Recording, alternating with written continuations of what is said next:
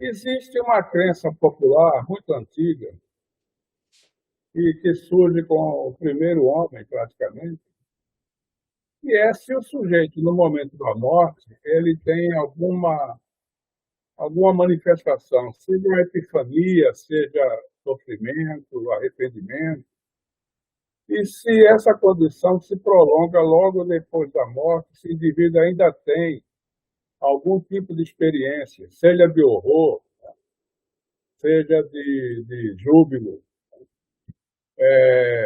questões como céu, inferno, purgatório, isso tudo são mitos do post-mortem, né? São mitos culturais, crenças populares, questões de fé, algumas vezes até parte do folclore, né, das histórias, né, dos romances, etc.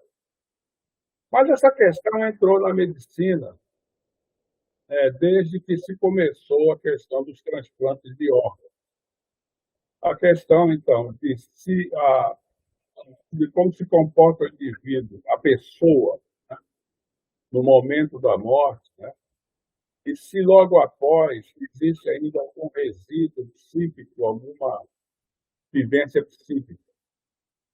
Isso porque a doação de órgãos envolve uma rápida intervenção logo após a morte para a remoção de órgãos. Por quê? Porque com a parada cardíaca final, cessa a perfusão dos órgãos, os tecidos entram em anóxia, não há mais difusão de nutrientes nem oxigênio. E, com isso, se não houver uma rápida remoção, os órgãos podem perder a sua viabilidade para o transplante. Aí a questão é a seguinte: é ética essa remoção? Ou seja, o paciente está sofrendo durante o momento que isso acontece, o paciente ainda tem algum resíduo de consciência, ou seja, ele ainda é capaz de sentir dor. É curioso que alguns pediatras também se preocupam muito com isso, né? Se o paciente pode sentir dor, pode sofrer nesse momento, né? Então, muitos estudos, desde a década de 70, começaram a ser feitos, a ser conduzidos, né, sobre essa questão de avaliar o status do cérebro do sujeito no momento iminente da morte e logo após a morte. E eu vou apresentar alguns desses estudos que eu considero representativos aqui. E vou tentar responder algumas questões que preocupam as pessoas, né? E também alguns médicos e colegas nossos. Por outro lado, há também a questão que agora está surgindo, né, da eutanásia, ou seja, a morte assistida. Vocês devem estar sabendo, já devem estar informados, de que na Europa já se começa um movimento, né, de eutanásia voluntária, aquelas pessoas que desejam desistir da vida por uma razão qualquer, seja por doença, seja até por questões ideológicas, né, querem ter o direito de fazer a chamada eutanásia ou a morte assistida. E essa coisa tem se movimentado não somente os meios médicos, mas principalmente os meios físicos. Vocês, por exemplo, há pouco tempo surgiu a notícia de Alain Delon, um ator francês famoso, que era bonitão, um sujeito, aquela coisa já velho, e bem velho, ele optou e reivindica a questão da eutanásia, que ele disse que não quer mais ver, não interessa mais a ele, porque ele não tem mais nenhum motivo para viver, essa coisa toda. Então, isso é uma outra questão que está entrando na pauta, digamos assim, né? Então, vamos analisar aqui algumas questões, né, algumas experiências. Vamos rapidamente falar aqui sobre as questões de estados de consciência, né? Porque esse discurso envolve exatamente isso. O que nós somos, a pessoa, né, é um indivíduo discursivo, um indivíduo que pensa, que sente, que fala, que tem uma personalidade que se comunica, ou se ele está inconsciente, ele é capaz de ter experiências psíquicas internas, como sonhos, flashbacks, né, e sentimentos, etc. Bom, consciência não é um fato objetivo em ciência. Por quê? Porque não é empírico. Não há nenhuma forma de planejar um experimento controlado para definir, parametrizar o que seja consciência. Nós não temos essa, essa, essa, essa possibilidade. Tá? Então, consciência hoje em dia é mais uma questão especulativa, pertence mais àqueles que chamados filósofos da mente, aquela coisa toda, né?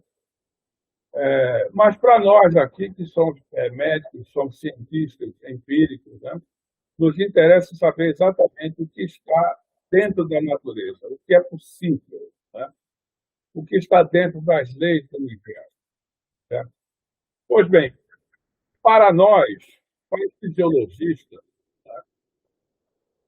a consciência é definida por parâmetros eletrofisiológicos e comportamentais.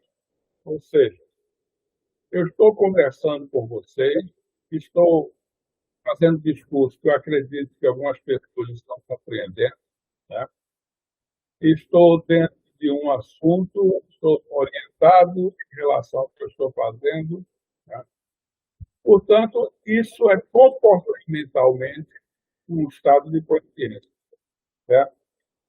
Se vocês colocarem um monte de eletrodos no meu couro cabeludo, né, e medir a, a atividade elétrica dos meus neurônios piramidais corticais, a atividade cortical dessas neurônios que fica lá no córtex, é possível surpreender ondas, né, oscilações de diferentes frequências. Né?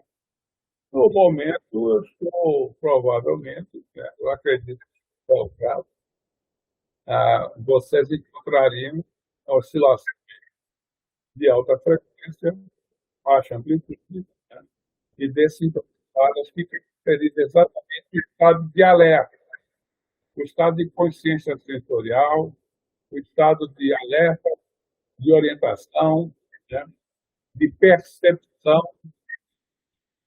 e, portanto, a minha experiência com o mundo externo.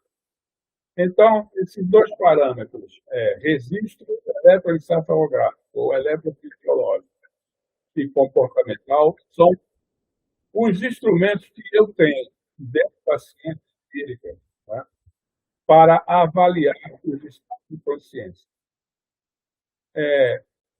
As classificações, né, fisiológicas, elas consideram a consciência alerta, a consciência do alerta sensorial, a consciência do sono, né?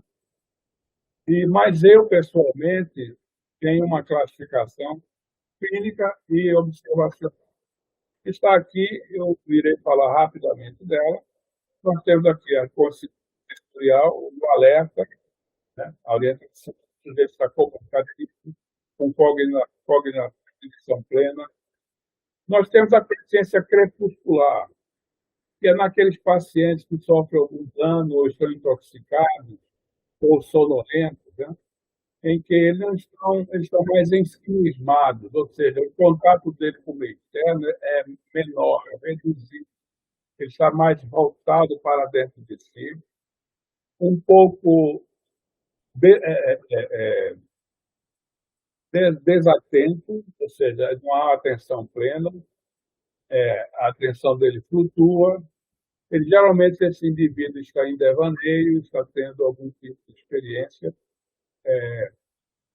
com imagens internas. Né? O próximo é o transe, bem conhecido daqueles que frequentam os candomblés, bandos rituais, né? as igrejas neopentecostais que fazem exorcismos, etc., aqueles estados de ensimesmamento, em que o indivíduo não está em comunicação com o meio externo, ele representa uma personalidade secundária, né? E estado de plástico, ou seja, ele dá forma, da vivência, das ideias, que são indivíduos muito sugestionáveis. O próximo estado de consciência é o sono com sonho.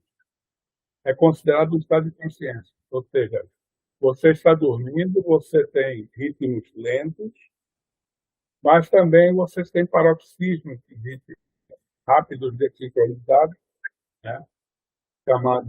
Chama sono REM.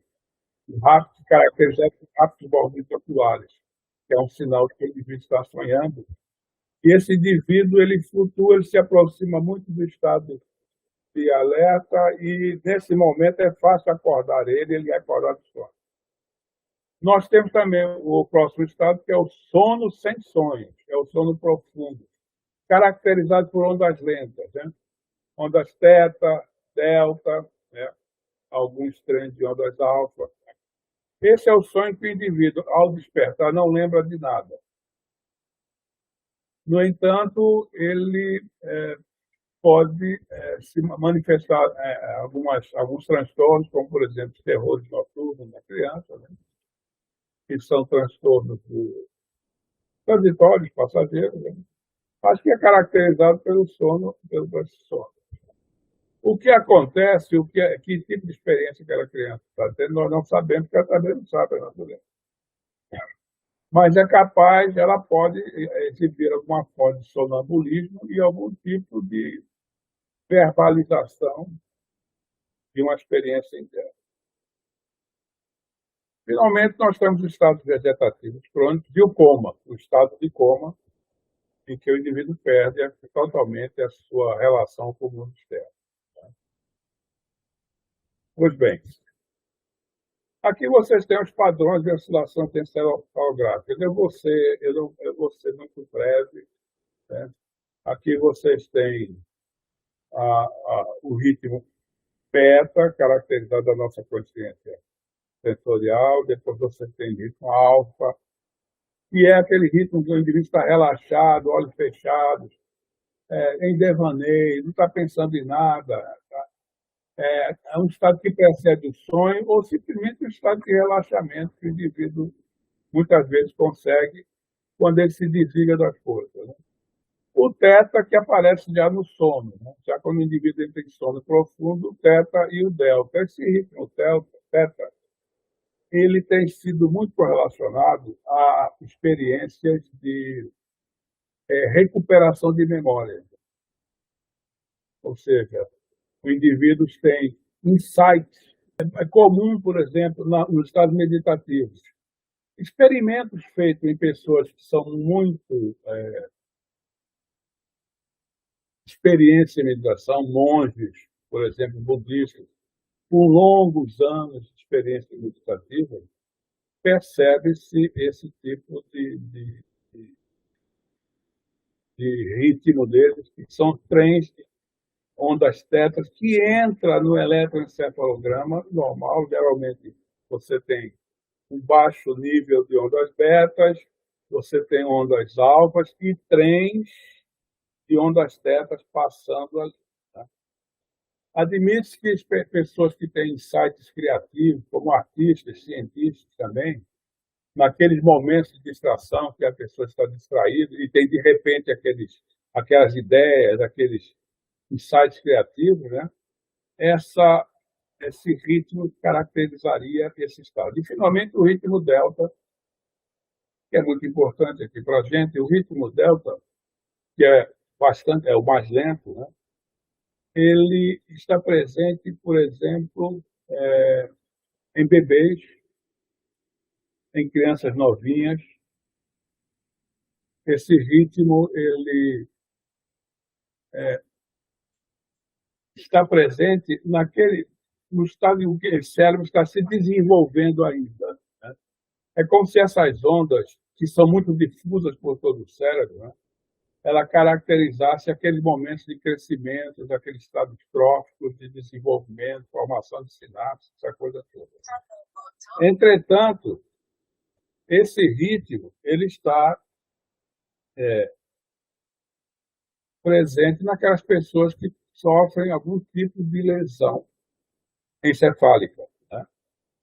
Não que ele caracterize a lesão, mas, na verdade, ele está mostrando o esforço de reorganização do cérebro daquela região lesada, né? Ela perde a sua funcionalidade, ela perde sua coerência estrutural, né? E esses ritmos aparecem. Agora, aqui em cima, vocês estão vendo um ritmo mais frequente que o beta, né? Com frequência maior, né? É o ritmo gama. Esse ritmo ele tem sido muito estudado ultimamente, né? E nós vamos voltar a falar sobre ele, porque ainda não se entendeu bem qual é a finalidade, ou melhor, o que esse ritmo está indicando, ou seja, que tipo qual é a correlação, que estado mental está correlacionado a esse ritmo. Mas o que se sabe, assim, alguns experimentos, é que é um ritmo que caracteriza um estado de muita concentração, um estado de percepção fina, um estado, digamos assim, de maior foco, né, em uma dada vivência. Alguns autores descrevem esse ritmo em indivíduos que estão num estado de grande felicidade, né, um estado de desapego, enquanto outros mostram também que esse estado está presente naqueles pacientes esquizofrênicos, por exemplo, naqueles estados de medo paranoico, etc. Então, vocês têm há uma contradição aí. Ele tanto está presente no chamadi, ou seja, na iluminação do meditador, né, quanto no medo do paranoico, esquizofrênico. Não é muito distinta essa coisa. Então, isso foi uma breve revisão para nós conseguirmos o nosso assunto. Vamos para o próximo. Aqui está rapidamente mostrando que esses ritmos se originam no tronco cerebral. No tronco cerebral, ele se projeta para o tálamo, no núcleo da formação reticular, aqui, mesencefálica, ela se projeta para o núcleo inespecífico do tálamo, e daqui se irradia para o córtex, ou seja, acende todo o córtex, né? Toda a nossa energia, né? Essa energia que estou agora usando para discursar, que está me tornando consciente nesse momento, né? Ela é coletada, enviada e distribuída na formação reticular ascendente. E o registro que vocês viram ali anteriormente, eletroencefalográfico, é feito nessas células piramidais aqui do córtex cerebral, que é das células mais altas do córtex cerebral, né? É uma arquitetura em colunas, seis grupos celulares em colunas perpendiculares da superfície do córtex, né? Aqui vocês têm células que são piramidais, que fazem conexões com células inibitórias, e esse vetor elétrico de toda essa atividade pós-sináptica, essa atividade elétrica aqui, é o que vai lá para o registro eletroencefalográfico. O eletroencefalograma, ele não vai para a registro profundo. Ele a colocação de eletrodos no couro cabeludo, ele só registra mesmo essas células aqui, mais na superfície, que é o que importa, que é o córtex, né? Essas células aqui. Há fatores que interferem também nessa medida, mas esse é um assunto que nós não vamos tentar aqui em consideração. Vamos tentar um próximo slide. Isso. A questão da morte, a morte é um diagnóstico clínico. Ela não é um estado fisiológico, nem comportamental, ou seja, ela não pertence ao domínio da ciência empírica, né? É simplesmente a sensação do ser, né? Não há vida, não há nada a mais ali, né? Então, ela não é um estado, ela não é uma condição fisiológica, nem comportamental. É um diagnóstico.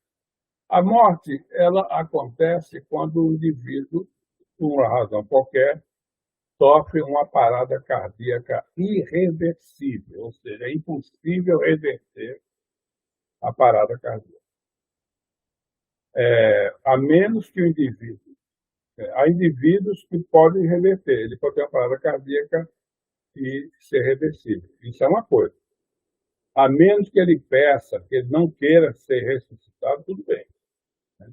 Mas a morte é um estado em que o indivíduo, subitamente ou por um processo, ele sofre uma parada cardíaca irreversível e, com isso, não tem mais perfusão nos seus órgãos, portanto, ele entra em anóxia, não há nutrientes, né? Os órgãos perdem a sua funcionalidade, a sua atividade, sua regulação, sua comunicação com outros órgãos, e, desse modo, cessa toda a atividade celular. Essa atividade celular não cessa simultaneamente, ela pode prosseguir por dias ainda, alguns órgãos, como o rim, como o intestino, é possível. Mas essas células...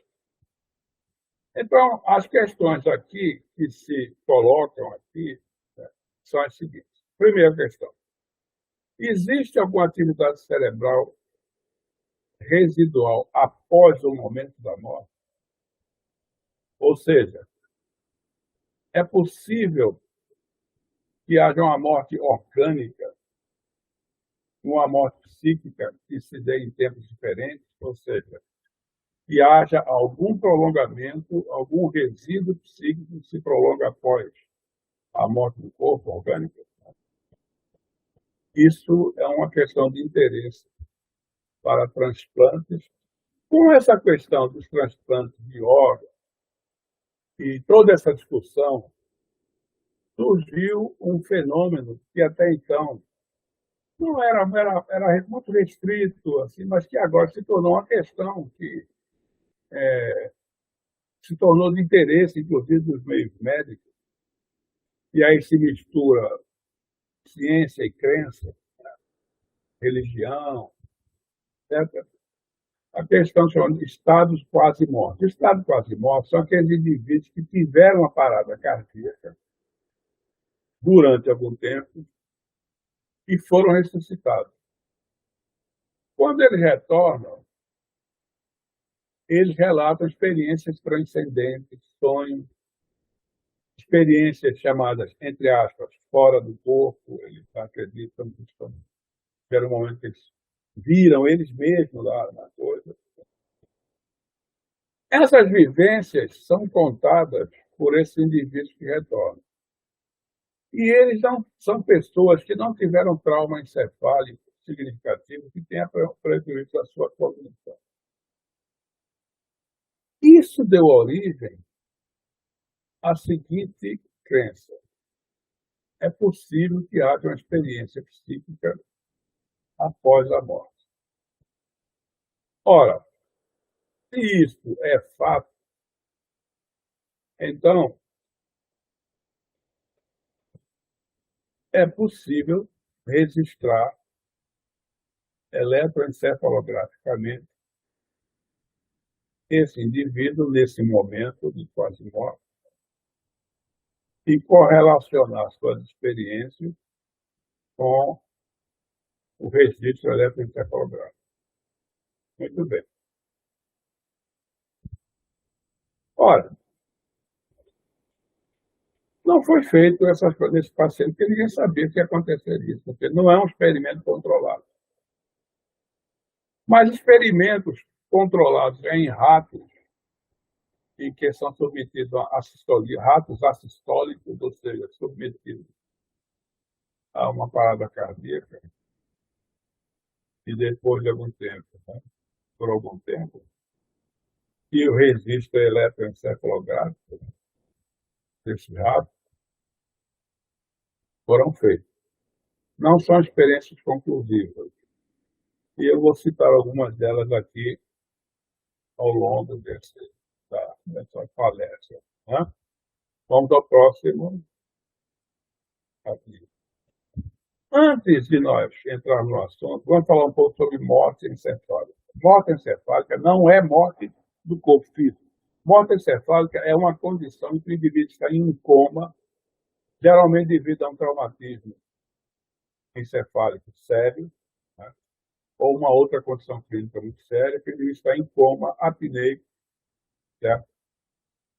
E, portanto, mas ele tem batimento cardíaco, ele tem pressão arterial normal, ele não está em hipotermia, ou seja, ele está com os sinais vitais presentes, mas está em coma, portanto, ele não está se comunicando, não há contato dele com o mundo externo, ele não responde a nada, né, a nenhum estímulo, né, e está entubado no UTI, certo?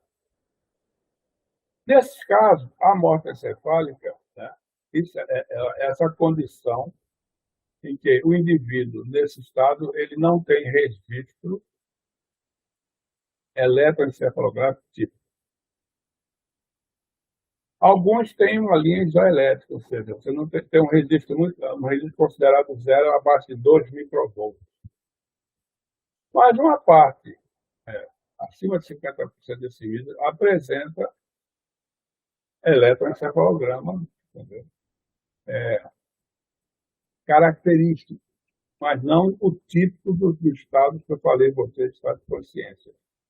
Esse experimento aqui, do Norte, é um experimento muito comentado, né? É um experimento de 2017. Eles estudaram 4 pacientes, ou seja, é um número muito insuficiente para nós termos uma conclusão razoável, né? Por questões de ética, de questões legais, eles só conseguiram permissão para estudar 4 pacientes terminais. Esses pacientes também eram pacientes graves, em coma, né? Pacientes com lesão cerebral. E eles fizeram, então, o registro eletroencefalográfico 30 minutos antes da suspensão do suporte vital, ou seja, aquele momento que são chamados, os tubos são desligados, né? E ocorre a declaração de morte naquele momento, você suspende, o cara depende do suporte vital. No momento que você tira, em muito pouco tempo, ele tem a parada cardíaca. Então, eles fizeram registro eletroencefalográfico contínuos 30 minutos antes da suspensão do suporte vital e, consequentemente, da declaração de morte, prolongando até 30 minutos depois. Certo? Esse experimento é muito importante para exatamente essa questão. Para responder essa questão, se existe algum tipo de experiência, eu tenho alguma experiência logo depois da morte, né? E esse experimento está ligado para responder essa questão sobre se a rapidez com que os órgãos são removidos, se ocorre algum dano ético, né, humano. Pois bem, aqui estão os gráficos. Eu não sei se vocês estão vendo bem isso aqui. Aqui temos o paciente 1, paciente 2, paciente 3, paciente 4. Aqui você tem a pressão arterial média da pressão arterial. Aqui você tem frequência cardíaca, batimentos cardíacos. Aqui você tem saturação de oxigênio desse paciente. Aqui você tem a amplitude do eletroencefalograma. Aqui você tem a frequência. E aqui o espectrograma. Aqui vocês já são com uma tecnologia mais moderna e que permite a vocês agora separar alguns parâmetros e fazer a chamada integrada de Fourier, ou transformada de Fourier, que é você separar as frequências e analisar cada uma delas. Bom, vamos ver o paciente 1. No paciente 1, aqui, esse momento, essa linha do meio aqui, é o momento em que ocorre a suspensão do suporte vital, e a declaração de morte está aqui. Então, nós temos 30 minutos até esse momento, 30 minutos depois da morte. Veja aqui, paciente 1. Cai bruscamente a pressão arterial antes da morte. Observe esse caso aqui. A frequência cardíaca também cai bruscamente, cai alguns minutos antes ela vai cair. Nesse caso aqui, houve ainda logo depois da morte, ainda houve alguns batimentos cardíacos aqui. Mas veja que a pressão está zero, a pressão arterial zero. Então, isso pode ser algum espasmo cardíaco. Aqui, a amplitude do eletroencefalograma cai tremendamente, certo? Zera aqui. Antes mesmo, minutos antes da morte, ele zera. Ou seja, o eletroencefalograma torna-se elétrico. O paciente não tem mais consciência de nada. E a frequência também. Esse pico aqui tudo é um artefato. Ele cai. Minutos antes, a frequência cai. A linha isoelétrica. Veja aqui, está essa marcação aqui, zero aqui, é a linha isoelétrica. Né? A amplitude é menos de 2.000 por volts. O paciente número 2 também. A pressão arterial dele cai, minutos antes ela cai bruscamente e cai totalmente. Observe também a frequência cardíaca. O coração para minutos antes da declaração da morte, da parada cardíaca propriamente dita. Ele não tem mais frequência. Curiosamente, depois de algum tempo, 15 minutos, 10 minutos, tem 2 espasmos. Mas isso aqui é puramente espasmo devido ao feixe, né, do coração, que dá alguns disparos. Né? Aqui a amplitude, veja a amplitude do eletroencefalograma, como ela cai bruscamente minutos antes da morte. O indivíduo aqui já não tem mais. Aqui nós temos um artefato, aqui já não tem mais eletroencefalograma. A frequência também é alta, que significa com a frequência alta aqui, muito ativa, e depois subitamente ele cai. Minutos antes, ou seja, minutos antes da morte, zero. E continua assim. É como se fosse um processo, se fosse uma programação. Né? O indivíduo subitamente acabou, antes mesmo da declaração de morte. Paciente número 3. Veja a pressão arterial dele está boa, alta. De repente ela cai bruscamente antes da morte e cessa totalmente da morte. A frequência cardíaca, veja, ela cai bruscamente, ele tem alguns estertores cardíacos aqui e no momento da morte cessa todo o batimento cardíaco. Oxigênio também, veja como o oxigênio também cai subitamente, minutos antes, tá vendo? A perfusão acaba. Aqui, ó, minutos antes, esse aqui também. No momento da morte da parada, ele zero, não há mais saturação de oxigênio. Aqui, ele tem baixa amplitude, que tem de vista bem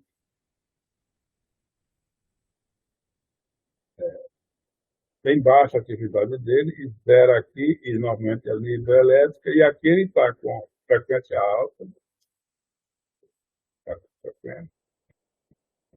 mas você veja que um pouquinho antes da morte ela zera, e fica zerada. Isso aqui é um artefato. Então aqui nós estamos vendo um padrão, né?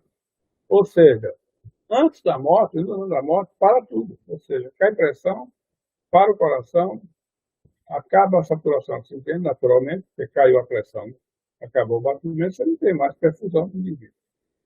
E, ao mesmo tempo, você tem também a atividade cerebral cética. O quarto paciente foi um caso atípico. Esse caso aqui é que causou muita celeuma. Observe, paciente número 4. Pressão arterial cai bruscamente no momento da morte, zero.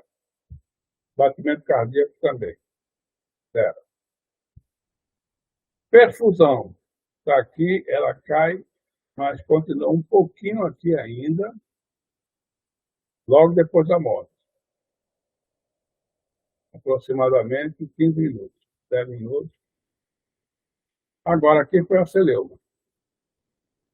Amplitude do eletroencefalograma. Ela está aqui, cai ao processo da morte, e aqui nós temos aqui 10, 15 minutos de onda delta, depois da morte. Ora, isso é um artefato. Bom, não é um artefato não dura tanto tempo assim. Então, os autores investigaram essa coisa aqui e chegaram à conclusão que é provável, muito provável, que não fosse um artefato, que aqui fosse realmente tivesse acontecendo isso aqui. E aí veio a celeuma. Um paciente aqui estava tendo uma experiência. Se o eletroencefalograma, seja qual for a frequência, é correlacionado com um estado psíquico, seja inconsciente ou não, esse paciente aqui estaria tendo uma experiência psíquica pós-morte. E aí veio, será que isso é a tal experiência de quase morte? Será que nós conseguimos um registro? Bom, a minha opinião é a seguinte: esse paciente não voltou para expressar sua vivência. Portanto, você não pode dizer que é uma experiência de quase morte. Segundo, isso aqui são ondas delta, onda profunda. E o que é mais interessante, é uma onda delta de baixa amplitude. Geralmente a onda delta tem uma amplitude alta. Essa onda de baixa amplitude. Na minha opinião, isso é claramente um fenômeno local, tá? Do cérebro, um fenômeno global do cérebro, que é um fenômeno de desligamento, de desorganização, um fenômeno residual. Nós vamos voltar a esse fenômeno aqui mais adiante. Aqui está esse registro. Né? Aqui está o registro, você está vendo aqui, o registro foi feito em 4 canais, no caso, 4 canais. Aqui está o eletrocardiograma totalmente zerado, tá vendo? Totalmente zerado. E aqui está o padrão de ondas lentas, padrão dela, okay? Desse paciente. Nesse momento aqui, nesse corte, ele teve essa coisa aqui, é o momento da morte, né? E essa onda que aparece. Aqui nós temos espectrogramas desse paciente. É interessante que a assinatura neural muda aqui. Então, você vê, nós temos 4 pacientes, 3 com padrão típico, né? Muito típico, mostra que tudo para minutos antes da morte e fica zerado por zerado, menos um paciente que apresenta aquele 10, 15 minutos de ritmo lento, delta. Mas aqui nós temos uma coisa interessante. O paciente 1 e 3, o 1 e o 3, apresentam nos seus espectrogramas, aqui nós temos paciente 1, paciente 3, o 2 e o 4. O 1 e o 3, mas não o 2 e o 4, mas somente o 1 e o 3, aqui está o momento da morte, 0, 0. Esse paciente tem aqui 10 segundos de frequência gama e morre. Esse aqui tem 60 segundos de frequência gama e morre. Só que esses 60 segundos ele tem uma banda aqui, depois aparece outra banda, um silêncio, outra banda e finalmente a morte. Vocês se lembram que eu falei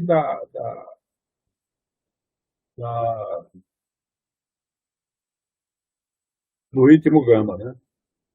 Então, para alguns, esses pacientes estão tendo uma grande experiência de rememoração. Mas acontece que em ratos também aparece isso aqui. Só que em ratos aparece antes da morte e depois também, por pouco tempo.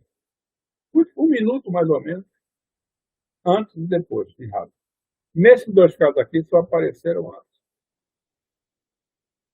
Ora, nós não somos ratos, portanto não sabemos o que está acontecendo com o rato.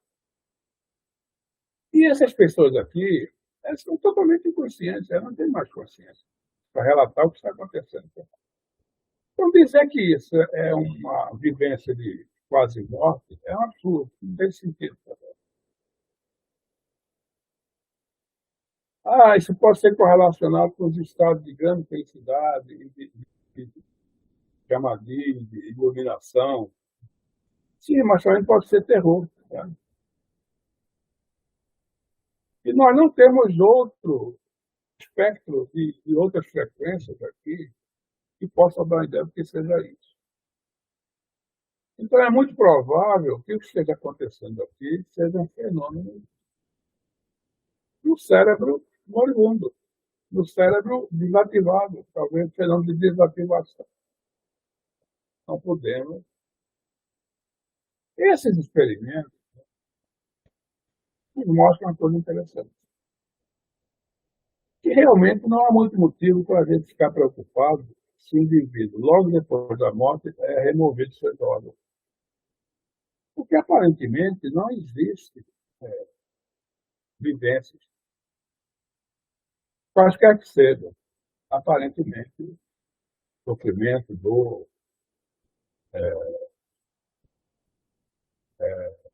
epifania, flashbacks, rememorações, não parece. Vamos então ao próximo experimento. Agora vamos a experimentos que estão sendo muito realizados, experimentos que estão sendo muito replicados, reproduzidos. Eu vou citar apenas um aqui, que eu gosto muito, muito interessante, que é o TRIM. A inclusão é um trabalho de 2011, mas que nos dá muita informação. Esses são experimentos que estão sendo conduzidos com ratos decapitados. Então, a guilhotina, os ratos são decapitados, ratos com registro eletroencefalográfico, feito antes e depois. Registro contínuo do espectrograma e antes e depois da decapitação. Decapitação é o equivalente à parada cardíaca, certo? Ou seja, a cessação súbita de vida, né, através de um expediente que é a decapitação. É muito interessante a motivação do experimento. Primeiro, esses experimentos querem também responder essa questão. Existe alguma situação, algum estado cerebral ativo depois da morte? Portanto, são experimentos que respondem essa questão da doação de órgãos. Segundo, esses experimentos também estão envolvidos com a questão da eutanásia, que é muito citado nesses experimentos. A questão é, eles respondem a uma demanda desses ativistas de experimentos com animais, né, de que esse uso da guilhotina para sacrificar animais, os matadouros, né, se isso é um método humano, ou seja, se é um método muito eficiente que não faz o animal sofrer de maneira alguma. Então, eles respondem também a essa demanda dos ativistas pelos direitos. Pois bem, vamos ao próximo, Eduardo. Aqui está o experimento. Primeiro, eu vou selecionar somente 3 ou 4 dados para mostrar para vocês.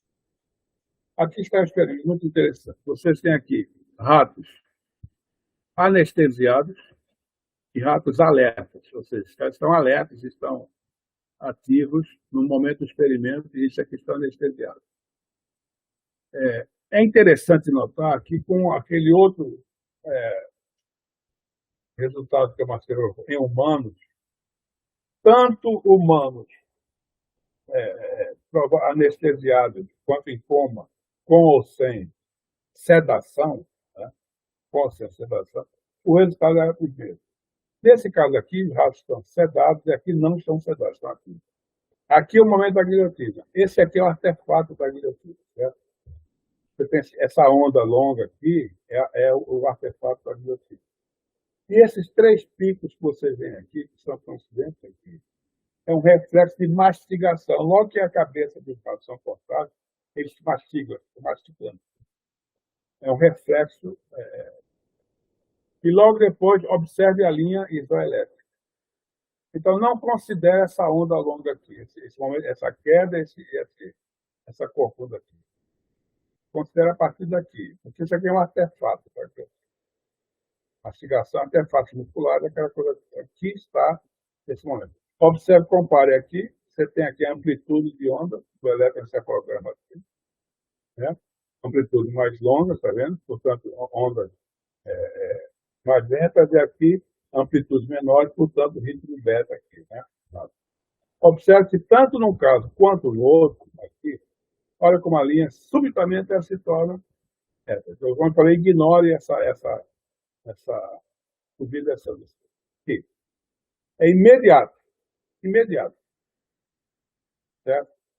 Cessou toda a atividade cerebral. Aqui nós temos experimentos, vários canais, né? Nós temos aqui ratos anestesiados e ratos alertas.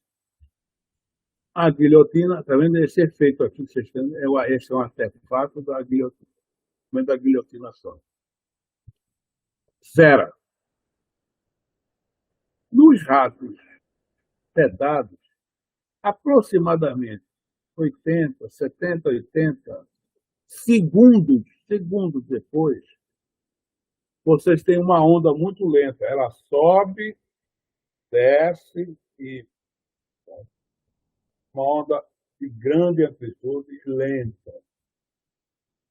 E, finalmente, continua. Nos ratos alertas, você zera aqui, e essa onda aparece 50 segundos depois. Essa mesma onda. Isso entregou, porque isso se repete, é replicado, repete em todo experimento. Acredita-se que isso aqui seja o momento em que você observa aqui, nesse momento aqui, todos os canais iônicos do cérebro se abrem. A homeostase iônica se perde, então você entra íons para dentro da célula, que a morte celular final se dá por, você sabe, por entrada de íons, né? Carro, aquela coisa toda, abre-se os canais iônicos, né? Você perde toda a homeostase iônica do meio, né? E as células. Então, o que acontece é o seguinte: as células aqui estão paradas, não disparam. Não disparam. E aqui elas morrem. Finalmente elas morrem. Tá? Isso foi chamado da onda de morte. A onda de morte. Certo? Vamos voltar agora para aquele gráfico que eu mostrei sobre aquele paciente 4. Aqui. Essa é a onda delta. A onda de morte. Certo? Uma morte global. Quer dizer, isso aqui foi muito rápido. Provavelmente pode estar acontecendo aqui também. Em outros pacientes, não estão aqui relatados de trabalho, muitos trabalhos estão sendo conduzidos por questões éticas e comissões de ética não estão sendo publicados ainda. A gente sabe que a gente conversa com os colegas vão informando para a gente. Então, enquanto os ratos, ela leva 50, 60, 80 segundos para aparecer, parece que nos humanos ela vem logo depois, no momento da morte. Ou seja, coincide morte orgânica e morte cerebral. Eu não estou afirmando isso porque não temos, estou apenas formulando, fazendo uma inferência com dados empíricos. Okay? Vamos prosseguir. Aqui nós temos o eletroencefalograma zerado, mesma amplitude, aqui é menos de 2 microvolts, ou seja, não há atividade elétrica praticamente. Isso aqui é o ruído do eletroencefalograma. Aqui tem a onda delta. Aqui, veja que depois da onda delta, a amplitude diminui mais ainda. Diminui mais ainda. Praticamente, isso aqui é um momento de morte global do cérebro celular. As células todas morrem. Aqui elas não estão mais disparando, não há mais nenhuma atividade. Vem a onda de morte e veja que uma amplitude diminui.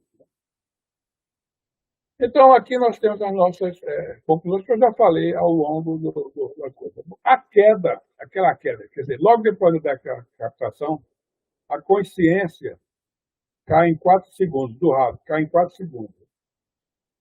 Cai em 4 segundos e depois zera mais ou menos, aproximadamente, em 15 segundos. Aquela descida que vocês viram lá, né? Olha aqui, depois vem a descida, 4 segundos, aí depois ela vai assintoticamente chegando ali em hidroelétrica, leva uns 15 segundos.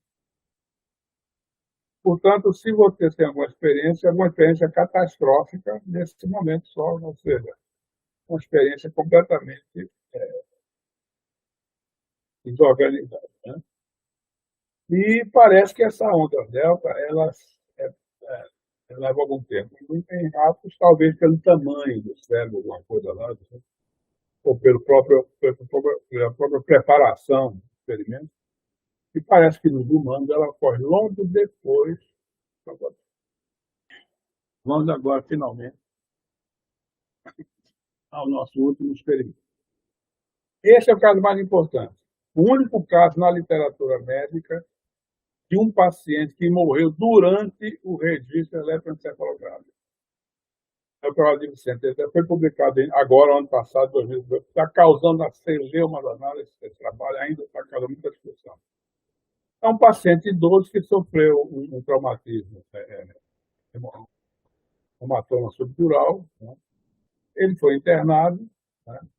Foi estabilizado, foi drenado o hematoma, né?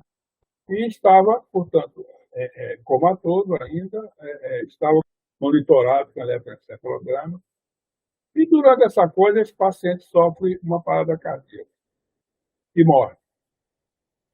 E continuou lá, o pessoal percebeu e pegou, então, o registro, né? Que foi o primeiro registro feito durante a transição. E o mais interessante é que foi feito nesse aparelho estudos de coerência, ou seja, de registros de bandas em função da distância desse eletrodo, de um eletrodo para outro, né? E também foi feito a acoplagem, registro da acoplagem de amplitudes de fase, certo? De onda.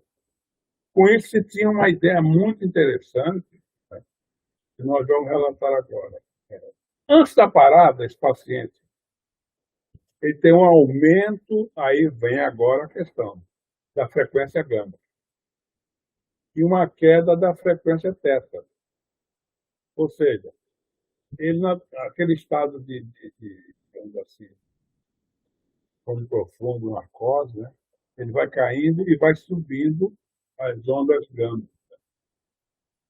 E aí, esse paciente está tendo uma experiência. Ou seja, e agora, diferente dos outros casos, nós estamos interpretando o resultado em função da acoplagem, certo? Logo que esse indivíduo morre, cai as ondas alfa, beta e delta. E aumenta relativamente essas ondas. Não é um aumento absoluto, como no começo, mas um aumento relativo que se vê nitidamente no registro, nos espectrogramas, né? A gama continua, ela cai, mas relativamente ele está maior que as outras. E a onda alfa está acoplada, ela modula a onda alfa, que cai um pouco também, mas ela está acoplada à gama, ou seja, ela está modulando a frequência gama, logo depois desse momento. Isso foi observado também em roedores, naqueles experimentos de pena cosmótica roedores, que você não tem, eu não acho errado esse porque o roedor não vai falar de suas experiências, então não tem nada a ver. Mas em roedores você observa a mesma coisa. Certo? Só que você tem ondas teta e alfa modulando a gama. A onda alfa, ela não somente está modulando gama, como a onda alfa, ela inibe todas aquelas redes neurais que não estão participando, não são relevantes dentro de uma determinada experiência. Ela também, durante o processo, ela acopla-se, né, a outra frequência, e inibe aquelas regiões do cérebro que não estão sendo importantes naquele processo.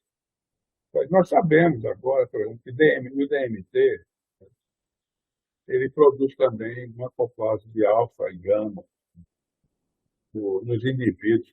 Mas acontece que isso aqui está dentro de um cenário eletroencefalográfico diferente. Então, não há, na minha opinião, não há o que concluir assim, o que pode estar acontecendo. Nós só temos um caso, e esse mesmo caso que não foi controlado. Então, nós sabemos exatamente, nesse pequeno momento, né, pequeno momento ali, que corresponde àquela onda delta ali, se isso é significativo, muito provavelmente que não seja, tem um significado psicológico profundo, certo? Ser apenas um fenômeno ou um epifenômeno, certo? E nós estamos dando com um órgão elétrico muito complexo. Bom, vamos falar a crítica geral. Todos os experimentos em humanos é feito em pacientes em trauma, na UTI, certo? Em relação a essa questão de experiência quase morte, não há registro da eletroencefalografia dessas pessoas. A frequência gama está envolvida nessa experiência. Mas o que eu gostaria de deixar é o seguinte: eu acho bastante seguro essa questão do protocolo da remoção de morte encefálica e remoção de órgãos. Eu acho que não há problema nenhum para isso. Pelos experimentos que eu tenho relatado aqui. O que a gente vê nesse experimento que o pessoal, na minha opinião, são surtos elétricos que acontecem no cérebro depois da morte, sem perfusão, certo? Em anóxia, certo? É isso aí.